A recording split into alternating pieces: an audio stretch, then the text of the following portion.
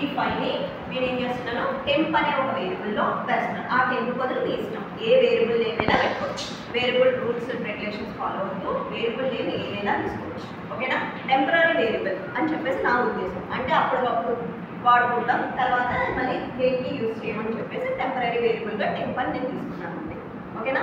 అది తీసుకెళ్ళి నేను ఏం చేశాను, ఈ 5 తీసుకెళ్ళి ఈ టెంప్ అనే వేరియబుల్లో వేస్తాను. సో ఈ బ్లాక్లో ఖాళీగా ఉన్నాను. ఓకేనా. ఎందుకు, వాల్యూ తీసుకెళ్ళి టెంప్ అనే వేరియబుల్లో వేస్తాను కాబట్టి ఈ బ్లాక్ ఖాళీగా. ఓకేనా.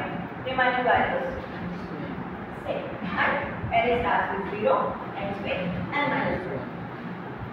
ఓకేనా. నెక్స్ట్ ఏం చేయాలి, ఇది ఏమన్నాను, సార్టెడ్.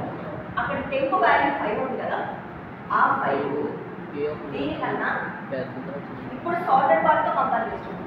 ఏం చేస్తాం, సార్టెడ్ పార్ట్తో కంపేర్ చేస్తున్నాం. ఆ 5 అన్నది దీనికన్నా చిన్నదా పెద్దదా, 5 పెద్దది కాబట్టి మనం అక్కడే వచ్చాం. 5 పెద్దది కాబట్టి మనం ఏమీ టచ్ చేయము, అలాగే వదిలేస్తాం. సో దీంట్లో రీప్లేస్ చేయడం. ఒకవేళ ఫర్ ఎగ్జాంపుల్ ఇంకోటి కండిషన్,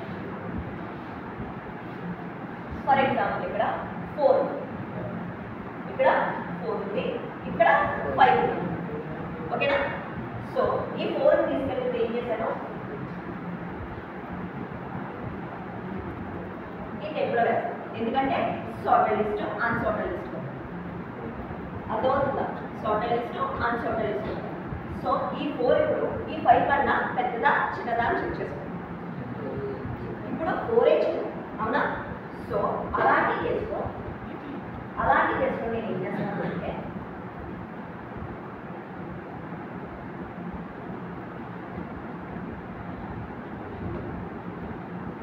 ఈ బ్లాక్ అంతా ఖాళీగా ఉంది.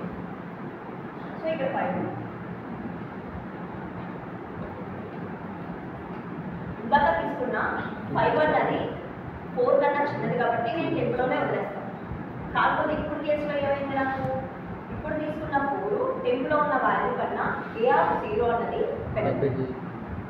ఎప్పుడైతే టెంప్ వాల్యూ చిన్నగా ఉంది